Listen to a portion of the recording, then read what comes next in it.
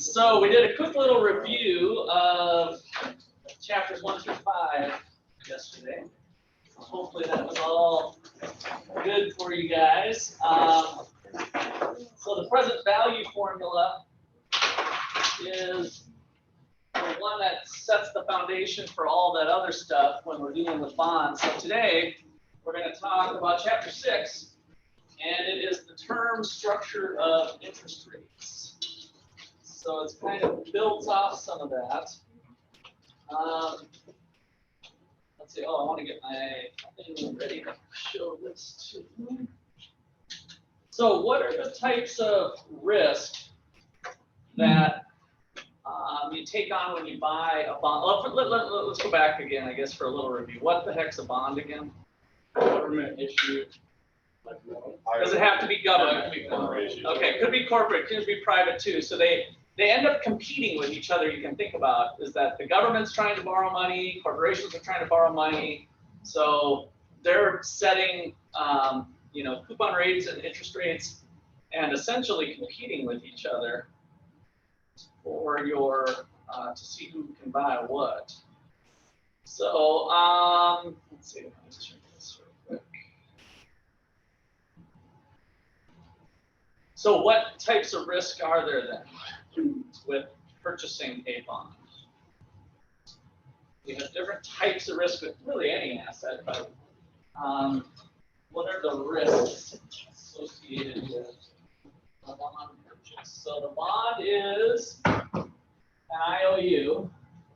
So the bond is equity or borrowing? Is it a debt instrument or is it a equity instrument? For which side? Yeah. Well, really both sides. It's a debt instrument, right? So you're borrowing money. So when you buy a bond, you're investing. If you buy a bond from General Motors, you are getting an obligation. You're giving them a loan, right, with the bond. Whereas if you buy a share of General Motors stock, you're owning a share. That's an equity position. You're an owner, and then you're subject to different types of risks accordingly. So with the bond, what are the terms of the bond that we go through? So we got the IOU, Love, GM, General Motors. What are the terms on this piece of paper that is a marketable security that can be bought and sold? So they're very standardized by the Securities and Exchange Commission so that they can be traded. It's a marketable security. So what goes on this debt instrument called a bond? Time period. Time period. Okay, so we have the term. And so we have the initial term for the initial public offering. So if we think about when GM first borrowed money, they said, hey, we'll give this out. This is a 5-year term. So we're in 2020. So that means in 2025 of, let's see, I guess I'll go back for a minute. I'll use myself for another. So what is today? The 11th, 12th? 12. So 1/12/2025 will be the term of this agreement.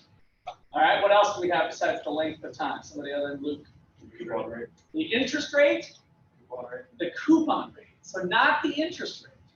The interest rate is implicit in it. That's the one thing that's a little bit different with bonds. So we have the coupon rate that then gives rise to some sort of interest rate that can be calculated. So we have the coupon payment or the coupon rate.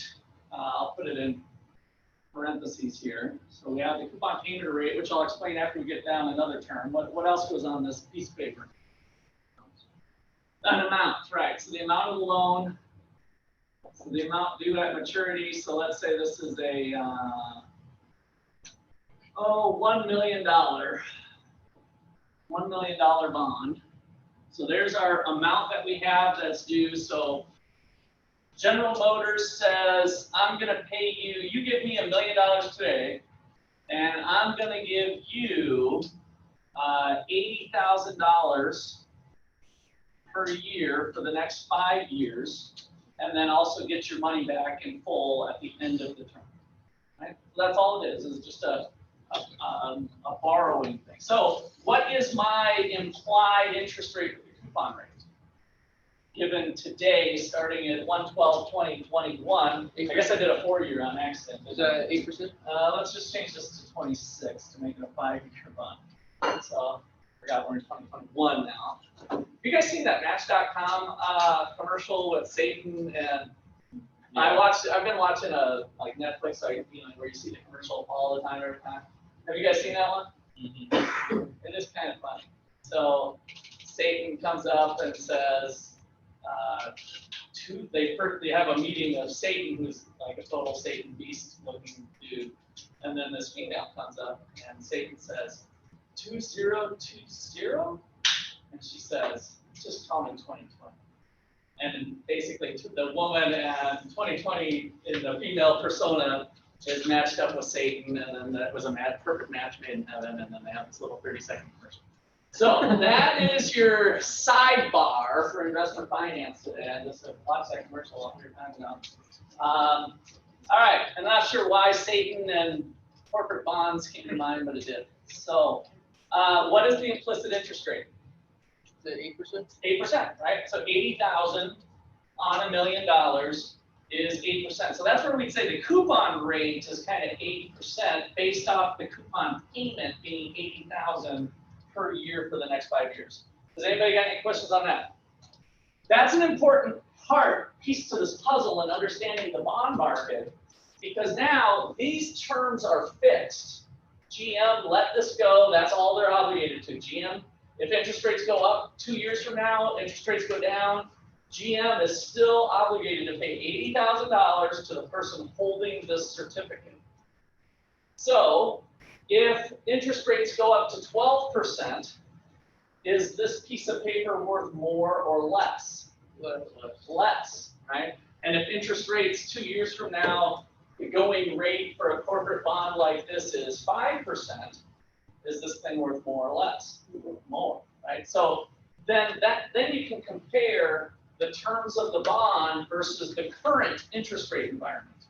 And that's what causes the price of the bond to fluctuate. So from yesterday's talk on present value, we got the present value equals, the cash flow. And I guess we could say coupon, maybe with this context, we'll say coupon payment 1 divided by 1 plus I raised to the 1 power, coupon 2 raised to 1 plus I to the 2 power, ... And then I'll just skip to coupon 5, 1 plus I raised to the 5th power plus the face value. That's our $1 million, 1 plus I to the 5th power. So that calculation gives you the present value of the bond today. So as we did yesterday when I brought you through, let's do a 12% calculation, let's do a 6% calculation. So the same thing's going on here. If I have 80, this is our 80,000, 80,000, and then this is our 80,000, and this is our million. If interest rates go up, what happens to the value of that million that you're going to get in year 5? If interest rates go up in today's environment, It's going to go down. it's going to go down. Now you can see the math of it though, right? Because this is in the denominator. If the denominator gets bigger, the overall expression gets smaller, and it's going to bring down the value. So then when we now calculate what is this bond worth today with 3 years left to maturity, then if the interest rate environment is high, then the bond is going to be selling lower, right? And if the interest rate environment is lower, then it's going to be selling higher premium. Okay, so questions on that? You gotta really have that down pretty good to kind of carry us through the rest of this chapter and, well, other chapters for that matter. And that is, of course, precisely our inverse relationship between the price of a bond, the present value of the bond, the price of the bond today, and the interest rate. Interest rates go up, price of the bond goes down, and just the opposite. Cool? All right. So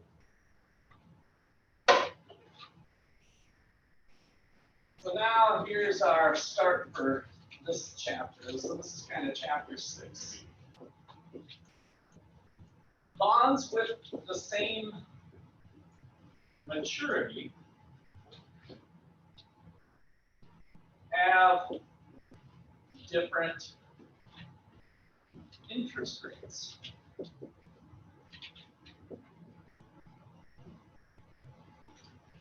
And interest rates are really the yield to maturity, the YTM, calculating the little I, like what is their actual yield to maturity.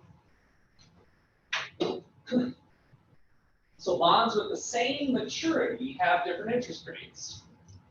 Why? So we have a government bond, a GM bond, a German government bond, German measured in euros or something. So why do they have different interest rates? Let's just stick with government bond versus GM bond. Both of them are 5 years. So we got, everything the same, except it says love Trump, which now has the additional risk associated with it. So corporate bond, government bond, both are 5 years. Why do they have different interest rates? The risk associated with it. Okay, so risk, well, like what type of risk?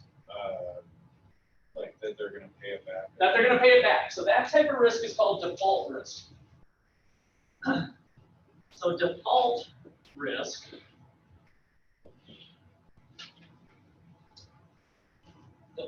is the risk of that the issuer of the bond will be unable or unwilling to pay back the coupon, or I guess I could say and or face value.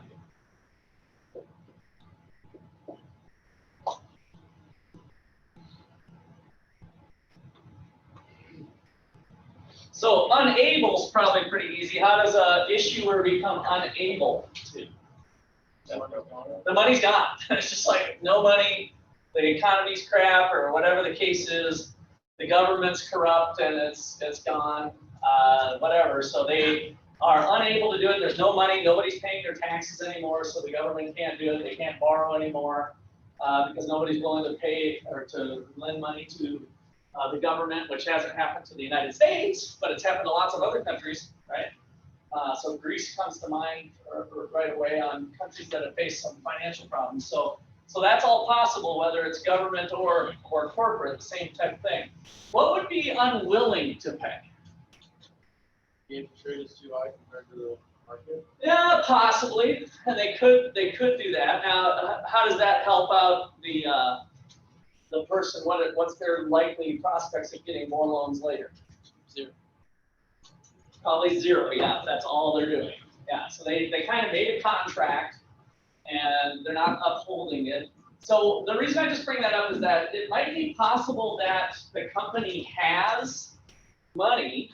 So it's not that they're unable, they have some money, but why would they be unwilling to maybe pay the bondholders?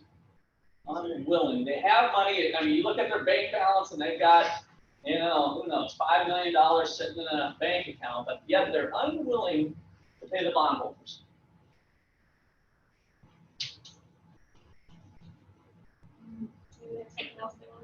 Exactly. Yeah. Like what? That you're right on, Kayla.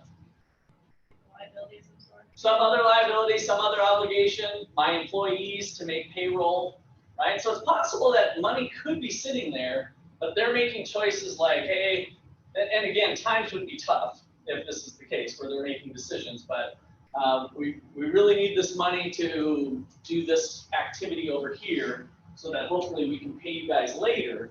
But right now, we're not gonna do it. So that's all part of the default risk that can be wrapped up into that.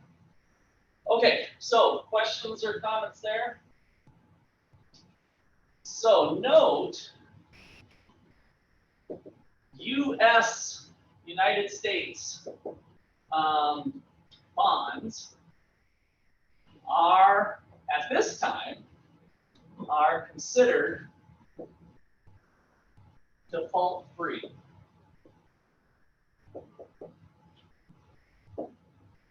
Why is that? We've always paid our bills back. There's been a couple iffy moments in time back when the government shutdown was happening back in like 2013 or something. So there's been a couple questionable times, but for the most part, the United States has been very good at paying all of their bills.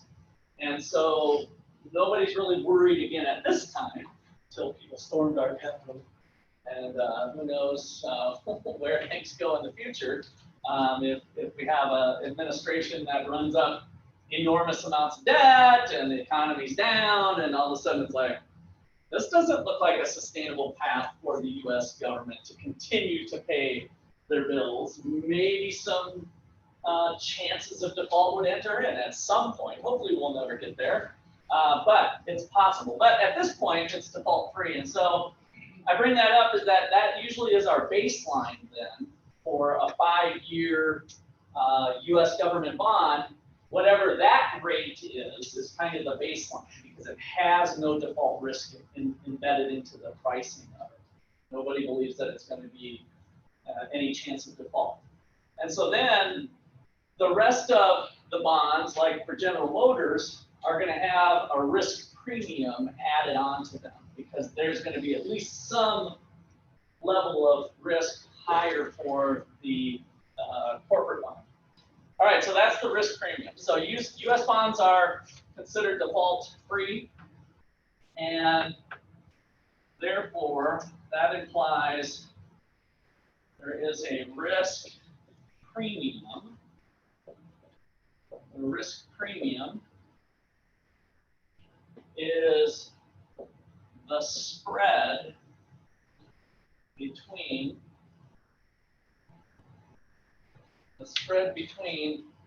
the interest rate on bonds with default risk.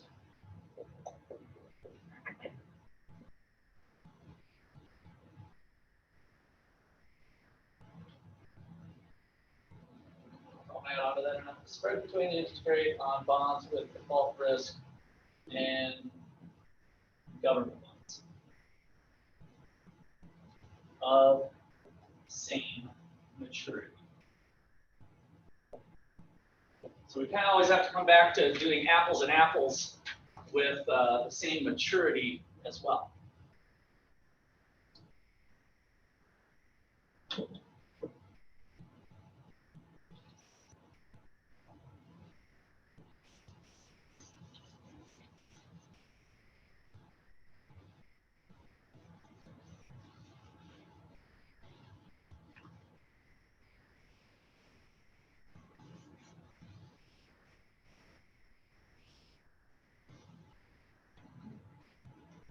So let's just do a little graphical example. Suppose we've got corporate bonds and government bonds here of 5-year terms. And so we can think about a bond market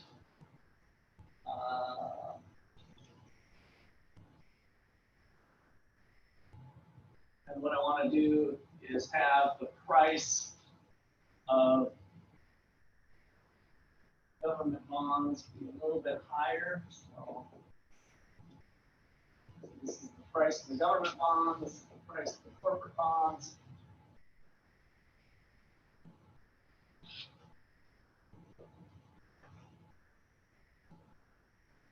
And so I guess we'll look at This at 1,000, and this one at 800.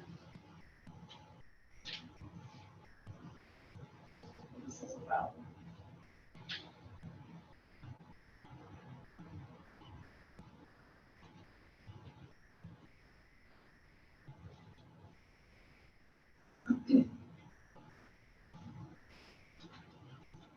So which one, if all the terms are the same here, I won't put all the, but the coupon rate and all of that is going to be the same here. We just have a 5-year corporate bond, 5-year government bond, all with the same terms. Which one, using this here, has the lower interest rate?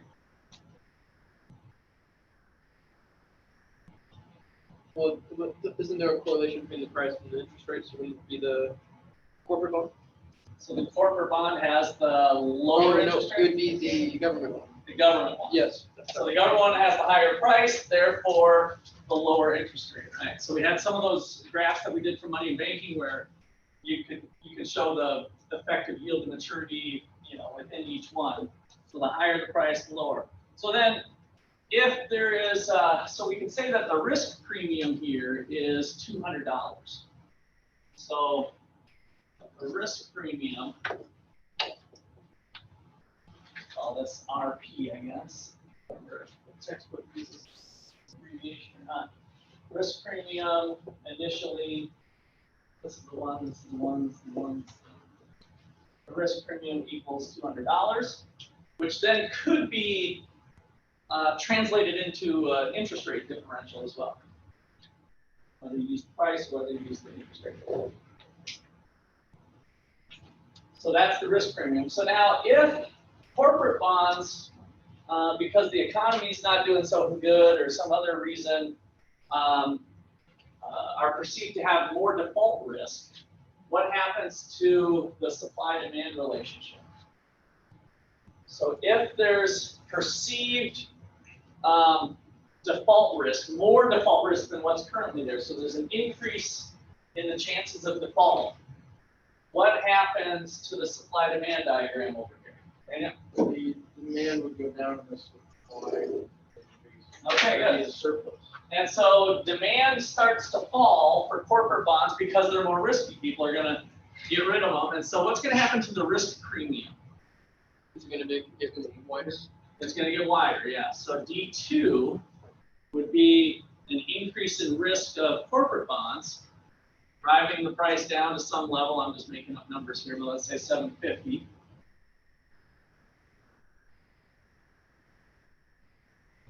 And then we'd also have an increase in demand here. So there'd be some sort of substitution, right, of moving to safer assets. And so that again would cause the gap to widen. So maybe this jumps up to 1,000. Just making up some numbers. And so now we have a risk premium of $300. So RP2 is now $300. The risk premium has widened.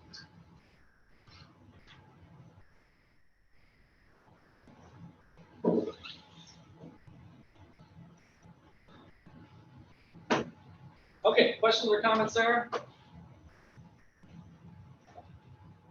Show a few pretty pictures here.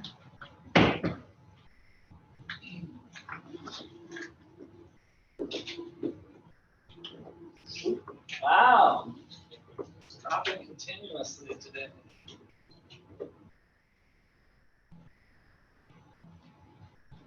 Okay, so long-term yields. Now this is going from 1920 to 2010, 15 range, to 2017. I guess about 52. So we've got corporate bonds in the red and the blue, and then U.S. government long-term bonds here in the gray. And then we have kind of a special type of bond called a municipal bond, or sometimes called munis, so muni bonds or municipal bonds. So these are at the state and government local level. And who's got the best rates? Best in terms of ability to borrow, I guess. Who's got the lowest rates? State and local government. State and local government. Now, why would they be preferred? Why would they be able to borrow money at less than what the United States government can borrow at?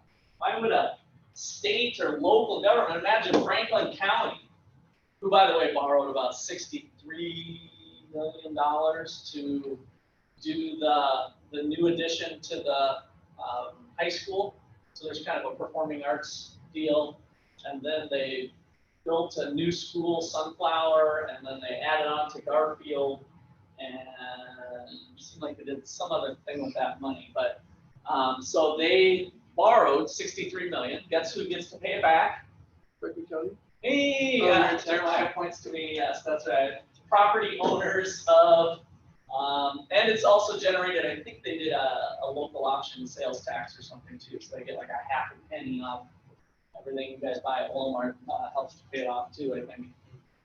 So state and local governments can be doing that. Why is Franklin County getting a better rate than the United States government, Jeremiah?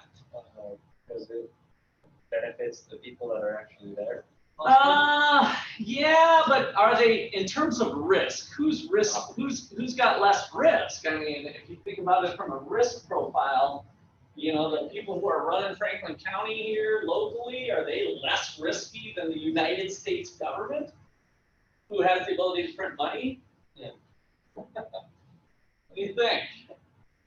Is it because they have less competition? Because U.S. government has so many people wanting to buy their bonds in comparison to. Well, I mean, usually competition is going to get us the best price, right? So, I mean, it would be more aggressive. I think, would it be because they borrow less money in the long term? No, because it'd all be relative to their size and ability to pay it back in terms of risk and stuff. You guys are thinking the right things, so it's kind of a tricky question. I thought maybe one of you might remember it from previous class or something. It's the tax status. Anybody remember what the tax status is of municipal bonds? No tax. So the earnings here are tax-free. So if you lend $1 million to Franklin County and you get paid back a coupon payment of $80,000 a year for the next 5 years or whatever our terms are, that $80,000 is tax-free. So it's the tax status that does it. And so with U.S. government bonds, there's still tax. So, you know, there's a little bit to the story of, well, this is local and whatever, but also it's the tax is paid from one government entity to the next. So if you tax one and not the other, and so that is why we see this. So what's interesting though is this is really market forces, and so the differential here reflects the tax favorability status, along with default risk though. So Detroit, Michigan, among a few other local municipalities and stuff, have defaulted on their loans, on what they borrowed to do stuff like building schools, building roads, fixing water, whatever. So there are cases of states and local governments getting into some problems. So there is a little bit of default risk there. But we see that it's a little bit under this with the tax status. But the observation that we're making for this chapter is that do interest rates tend to move together? Yeah. If you look at that graph, do they tend to move together? Yeah, I mean, just kind of globally, of course, there can be some anomalies here and there, but in general, interest rates, so when we talk about for the economy, oh, interest rates are going up. Well, a number of different asset classes are moving together. They're all tending to go up. We don't tend to have one go down and one go up. So there's that general movement here. And of course, there's lots of ins and outs on a given month or a given year where one might have went up and down and went different ways for different reasons. But in general, they tend to move together. So that's one of our long-term observations that we have with interest rates. And where we're going with this chapter is that we need to have an interest rate theory that can help explain that. Like why do they tend to move together? Do you by chance know what that big influx is around the 1990s, 1985-ish? Right here? Yeah. So that was inflation. So if we go back to Fisher, let's see, nominal interest rates is equal to real interest rates plus, the way I have it written here, plus inflation. So we are looking at nominal stated rates here. And so part of this moving together is inflation driven too. So inflation is going to drive all different rates of different asset classes up or down over time. Okay, so yeah, this is the high inflation era of the late 70s, early 80s. Okay, any other questions? Where we had mortgage rates, I think the high was around 18% for a 30-year fixed rate mortgage. 18%. I don't know if I have a good crystal ball, but I wouldn't expect it to be too crazy. We'll see how this amount of money that's been jacked up with COVID giveaways and all of that, you know, then you get into the quantity theory money and people are holding it. But now you got this new wild card Bitcoin out there that's been skyrocketing, so it should be interesting. Any other questions I don't want to answer? How's the Bitcoin doing all that? Oh, freaking awesome. Yeah, that is, who else was in here that bought Bitcoin when we did the Bitcoin Club? Anybody in here? No?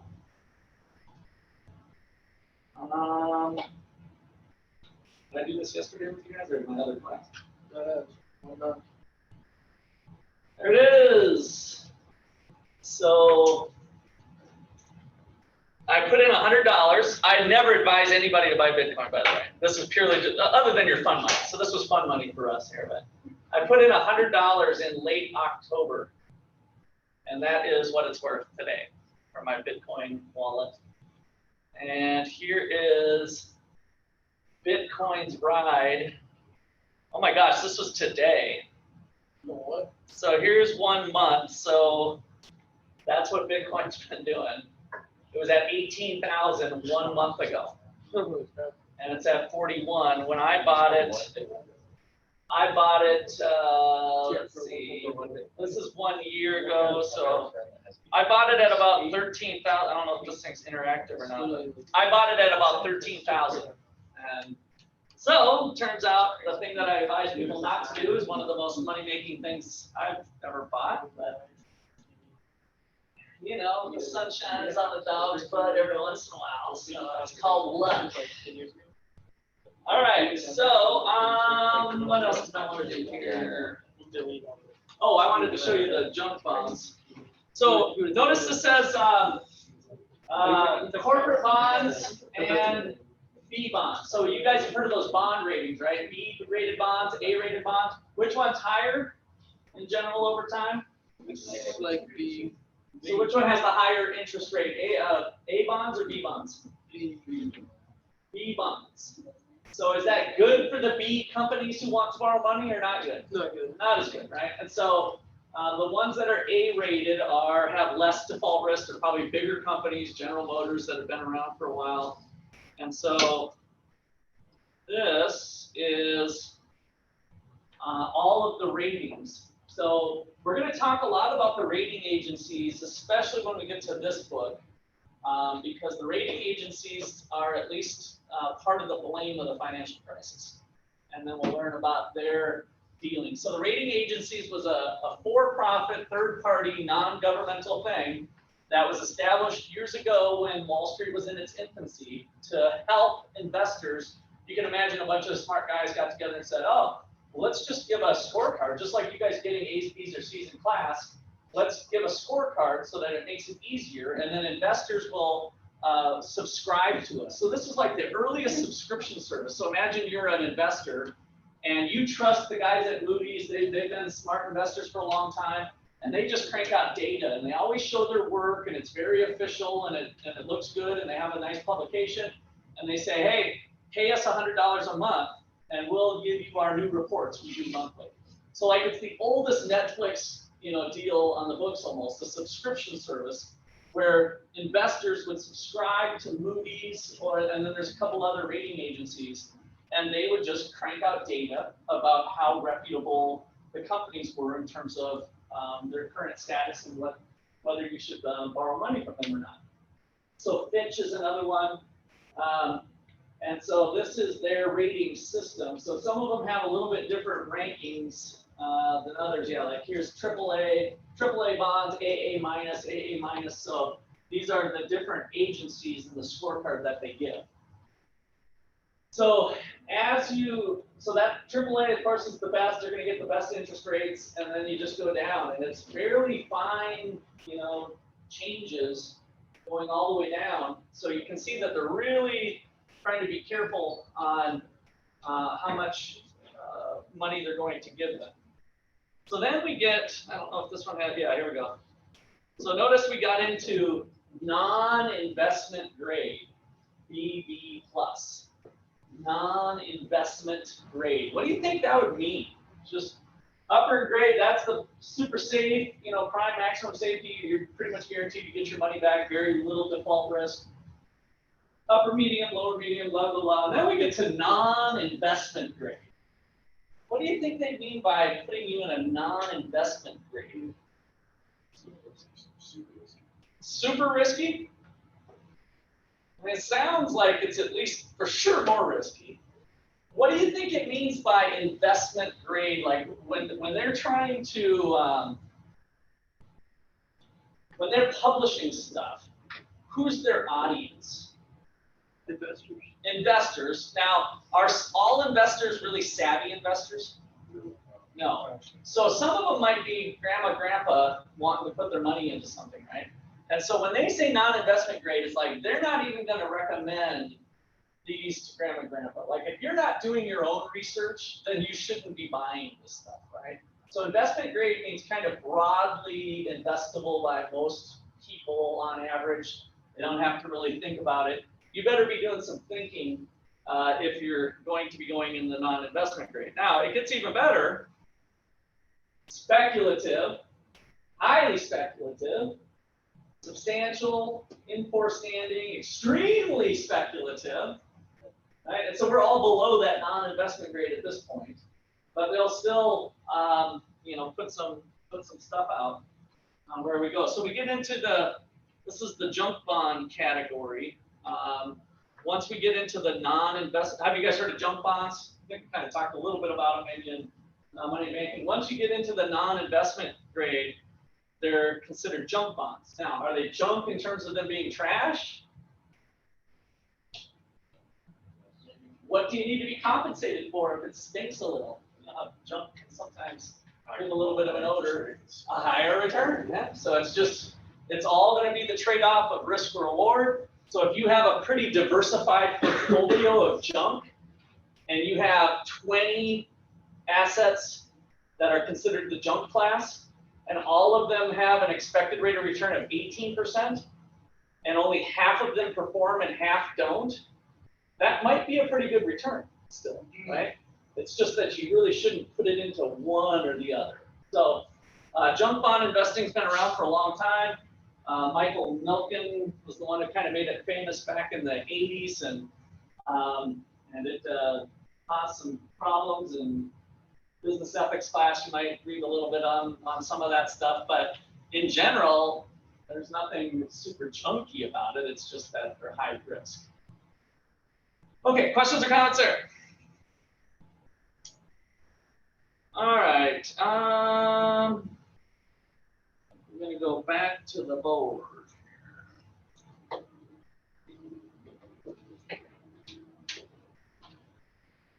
Okay, so the other areas that we need to add on to in terms of, or in addition to default risk, is liquidity. What is liquidity? How quickly you can move your money. How quickly you can what? Move your money and access your money. Move your money, yes. Convert. I want to type that down a little bit, Isaac. How quickly you can spend it, as being cash almost, and how quickly quickly you can put it into cash, which is the easiest spendable form. Yeah, I think that's the definition I think most people use is like, I'm holding a piece of paper that's an IOU from General Motors for $1 million. How quickly can I turn this into cash? Other definitions are how quickly you can turn one asset into another asset. But as I think Isaac said, cash is usually the most liquid thing anyway. So if you turn it into cash, you can pretty much turn it into anything else. So the ability to convert, to basically sell an asset and get a fair price for it. So on Wall Street, that's one of the advantages of having marketable securities in equities and bonds, and having them standardized and having them potentially ranked by Moody's and Fitch, by these rating agencies, is all of that aids in liquidity. You don't have to put up a for sale sign for your bond and say, hey, for sale, it's $1 million, but I'll take, best offer. Come and get it, and you wait for a few emails to trickle into your inbox, and then you're like, okay, well, I'll negotiate with you a little bit, right? And so then by the next day, maybe you found a sale, kind of like put something up for sale on Craigslist. Whereas with Wall Street, call up the broker, there's a price, there's lots of bonds being bought, purchased and sold every day, all the time, every minute, and so the liquidity is super high. Put it in, you're gonna get your price, you got your cash out. So there's always somebody just wanting that bond you have kind of thing, and it just happens to close, or is there something where there's like a holding period where just someone's always wanting that bond? Yeah, there's just so it's a real thick market. We call it a thick market when there's lots of buyers and lots of sellers. And so when there starts to be a few less sellers, what happens to the price? It goes up. So that's the beauty of the market. The thing that gives me chills, that I'm trying to get you guys to get chills about too, is that the market, the free market, unobstructed by government or other things here. Now that maybe the government helped by having it be standardized and just, having everything look in some way, shape, or form added to the liquidity. But then we leave the market alone, and now buyers and sellers, there starts to be a few more sellers or less sellers, and the price goes up. All of a sudden, people are attracted by that. A new news story comes out, and the demand shoots up or the demand shoots down, right? And so that price is moving. And so, are you going to get? If you look at your bond value today at 9 a.m., are you for sure going to get that price at 3 p.m.? No, but it's very liquid to be able to sell it at a fair value according to what the market's at today. It might not be as good as you got at 9 a.m., but that's part of what makes it liquid, that you have that dynamic market that you're going into. Yeah, So 2 questions.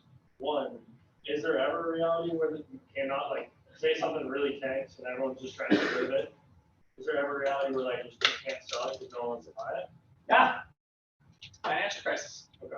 I mean, that's exactly what happens in a crisis. So you just can't sell it because nobody's trying to buy it. Everybody's freaking out. Everybody's running for the hills. Everybody's trying to sell. Okay. And so when you have everybody running to the hills and trying to dump their corporate bonds, what moves here? The demand curve, supply curve, demand and supply, right? So nobody wants to buy them. Everybody's trying to sell them. Nobody wants to buy them. Everybody's trying to sell them. Eventually, you get down to a price of 0.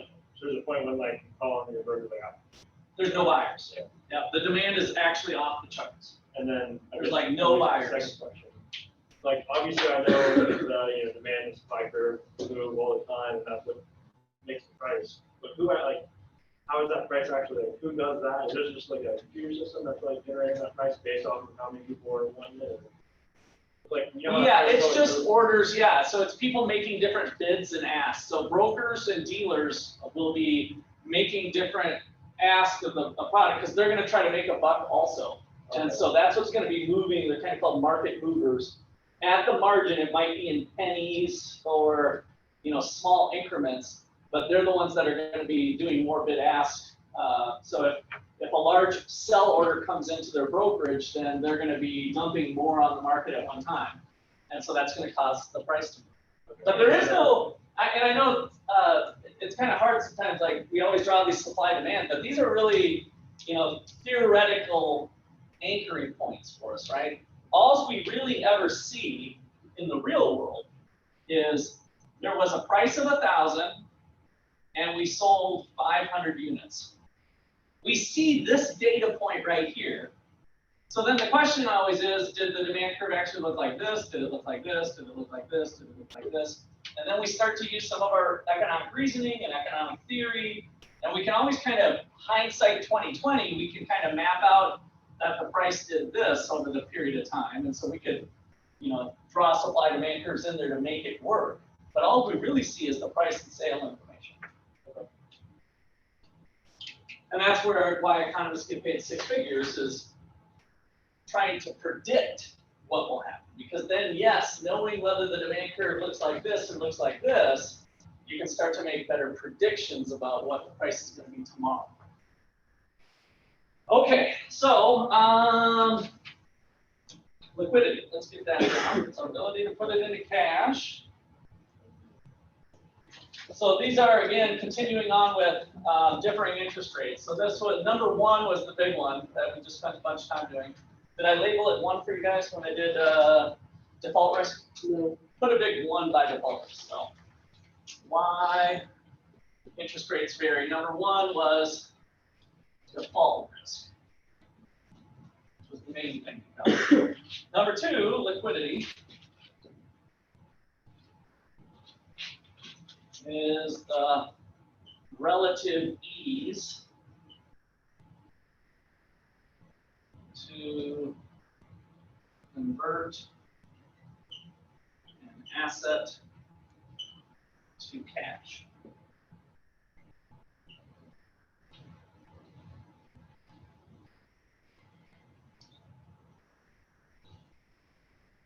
So one of the things that could cause things to be more liquid or less liquid would be like transaction costs.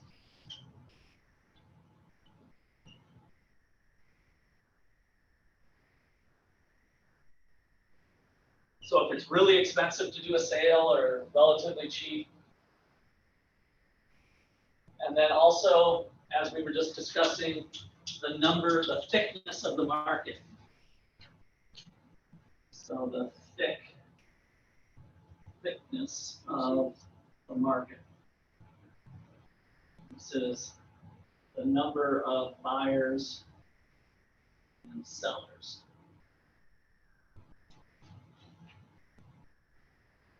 And what I mean by thick means lots. Thin means few.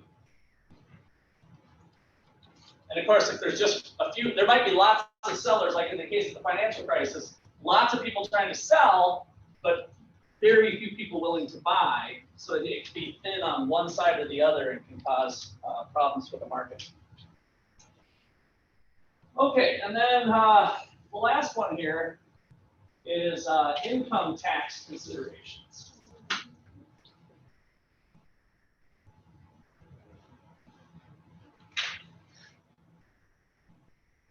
Okay, so municipal bonds are tax-free.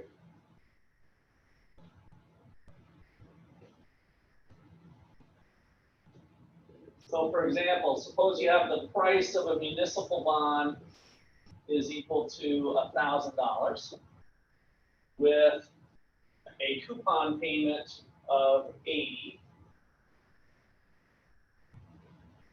So I'll just put MUN here for the price of the municipal bond.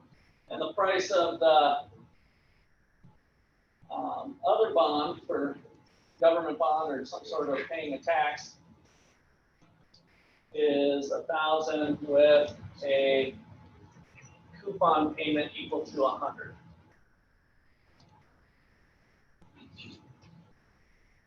So I'm just saying a tax bond, which might be a U.S. government bond, could be a corporate bond, whatever. We're just going to compare the municipal bond and that. So if the tax rate, little t, is 30%,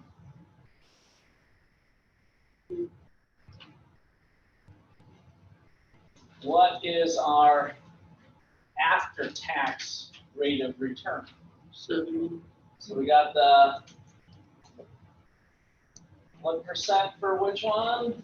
Well, the first one's tax-free, so it'd be 80, and then So 80%? no, you'd be getting 80 if it's municipal, right? Yeah. So So you, what's the rate? The rate of return? 8%. 8%. So the interest rate on the municipal bond is equal to 8%. Just taking the 80 over the 1,000. The coupon payment over the face value of the investment. At least the first year, this was a 1-year muni. And the interest rate for the taxed bond is our 10%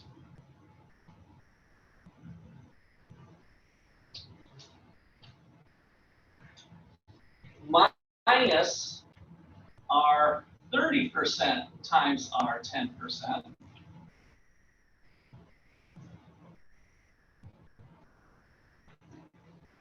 So 30% of 10%, 3%, right? So 30% of 10% is 3%. 10% minus 3% gives us 7%.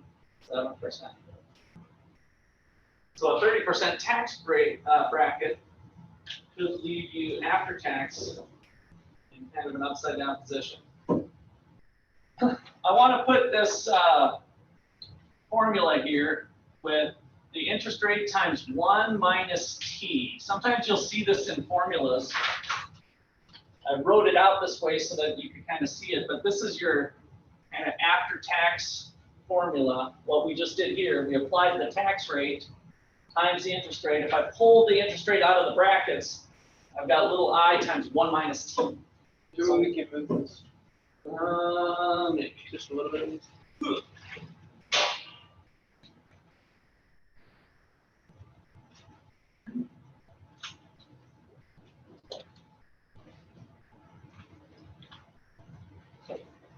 All right, so questions on that? So those are the ways that it can differ. And so this then gives rise to the yield curve, which John Allison in that video I showed you yesterday for the book that we'll be doing later talked about an inverted yield curve.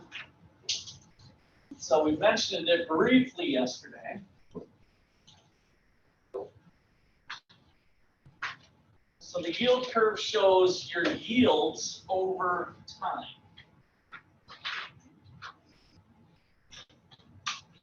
So the yield curve.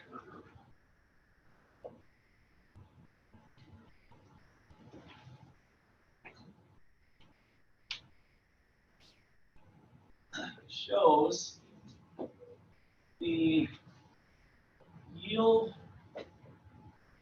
to maturity, or the interest rates, right, of differing terms or bonds of the same risk, default risk, liquidity, and tax considerations.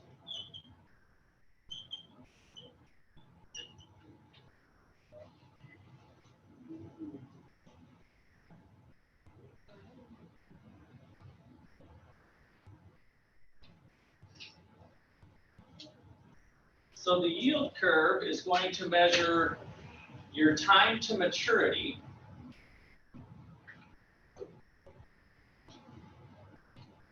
for, and this is going to be the yield, so the interest rate, the yield to maturity. So we can think of a 1-year bond, a 2-year bond, 1, 2, 3, 4, 5, 6. Now, what's usually kind of the things that can hang you up is so often when I do this graph, we're talking about like GDP over time, right? So we got GDP, and this is time, and this is over years. So that's not what we're actually measuring here. So we're measuring a bond with the same risk, liquidity, and tax considerations. So it might be a GM bond that's a 1-year bond versus a GM bond that's a 5-year bond, right? You know what I'm saying? So a 5-year bond for GM versus a 1-year bond for GM. Which one do you think has the higher yield? 5-year, The 5-year. Why? because it's a higher risk, More because of, more risk. but it's the same risk in terms of its GM, it's General Motors, it's the same company. But it's longer time. Just because of time, right? So the time element might add a little bit more uncertainty to it.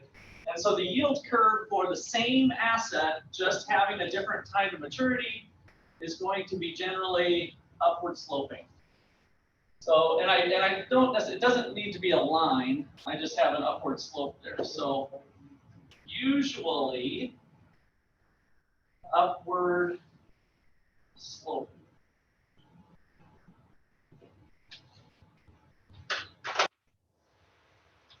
And so the key point to this is it's just differing terms for bonds of the same risk and utility. So key point, let's just put a key example. So a 1-year GM bond versus a 5-year GM bond. It's still the same company GM, so the risk, the liquidity, the tax considerations, it's a corporate bond, everything's the same. We usually expect it to be upward sloping.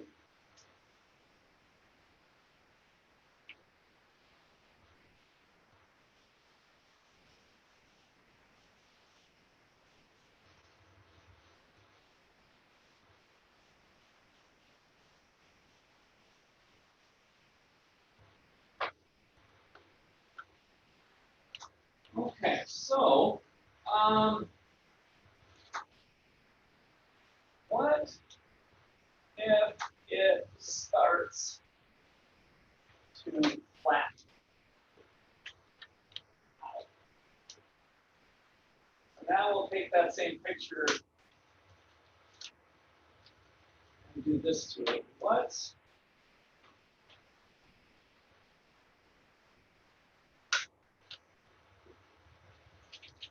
What's happening in the economy if like this is what the picture looked like 3 months ago for 1 to 5 years, and now it looks like that.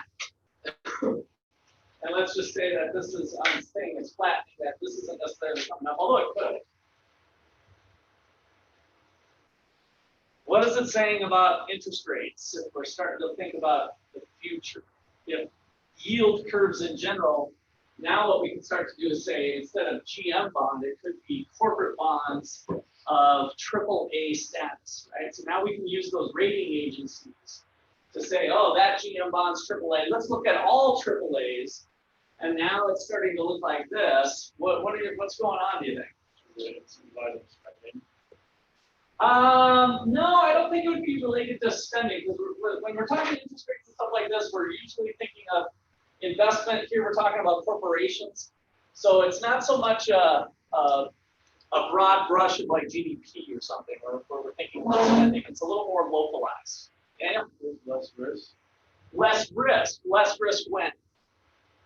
in the long run. Okay, Jonathan, you want to add? Yeah, that is more stable. That's more stable. Okay, so things look a little more firm over time, right? Let's say less chance of a default Okay. if they're in AAA. Yeah. So possibly if I was to put on a yield curve for the U.S. government bond or something, maybe the risk premium is starting to shrink. So the economy looks good. We're willing to put in more investments in the long term. We think the Biden administration is going to be great for businesses and corporations. And so it's going to be coming down, right? I don't know, but I'm just saying that's the type of things that can be feeding peeking into the yield curve. And so investors, especially bond investors, will watch the yield curve and kind of see, you can start to see it. It's really Wall Street showing its predictions for the future, right? So you've got thousands of people on Wall Street and around the world, by the way. It should be so, you call that something centric, geocentric or something. But like USA, I always think USA is the best. Everybody else should think like USA. Some other class that you take on learning about cultures and stuff. Geocentric? No, it isn't. Okay. So, but we've got Tokyo and we've got London and we've got other major exchanges around the world that can all buy Wall Street stuff too. And so the yield curve kind of lets us see what people are thinking around the globe about interest rates in the future, right? So again, it's a market reflection. It's kind of adding up a bunch of the individual rates, looking at short-term rates versus long-term rates. So probably the key with the yield curve is to be thinking, you can really start to compare short-term rates versus long-term rates by just looking at the yield curve. And you can kind of start to get a feel for that. That's why it's a important instrument that people look at. Okay. So here's our facts that we need to explain.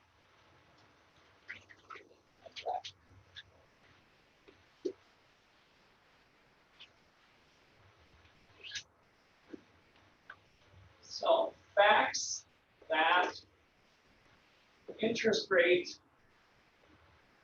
theory must explain. Number one, interest rates on bonds of different maturities move together. Interest rates on bonds of different maturities move together over time. That was the first picture I showed you where I said the general trend seems that they move together. Number two, when short-term rates are low,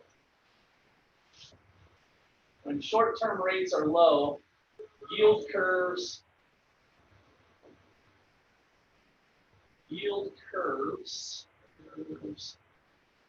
are more likely to slope upward.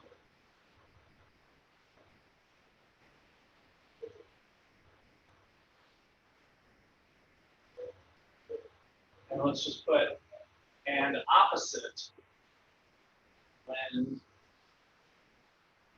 short-term rates are high.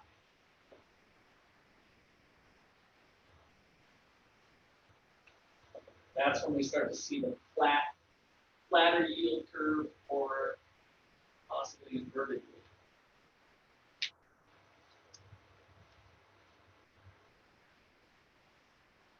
And so when John Allison said in his video that it's the government that causes the yield curve to be inverted, it's because the government has a lot of influence on short-term rates, right? If they do something today, they can move short-term rates up fairly quickly. And so they can bring, if we take this picture, you can think of them bringing short-term rates up fairly quickly, which can possibly make it be flatter or down.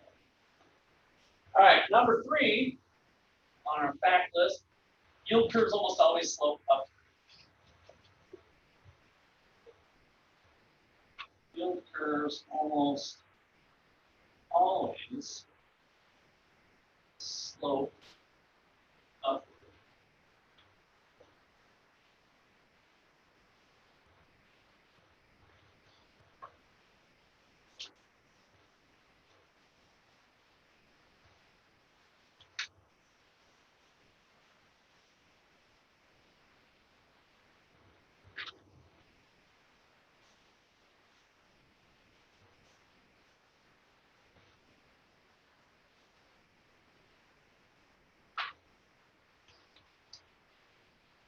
Okay, so then here's the three theories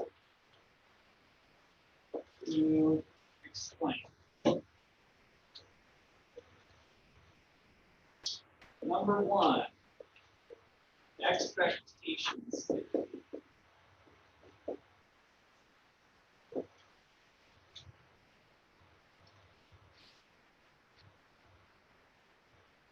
So we'll explain what expectations theory is in a bit, but here's the problem. It explains the first two, but not the third. So it explains number one and two, but not number three on our practice.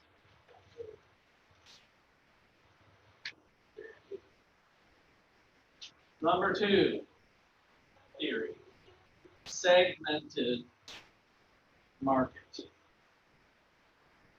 theory.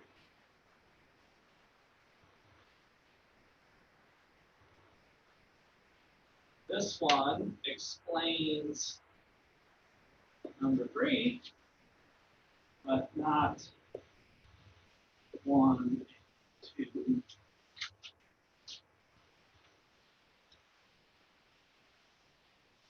And then our last one is liquidity premium.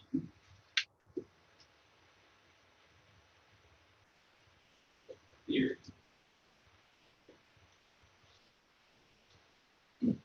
And this one explains all three. So you might ask yourself, why the hell don't we just learn about number three if that's the one that seems to work? And that's a great question. And the reason is that number three is really a hybrid of 1 and 2. So you kind of have to learn 1 and 2 anyway. So we just kind of basically break it down into bits and pieces as we go. All right, that looks like a good place to wrap. Mark your calendars, you're getting out early today.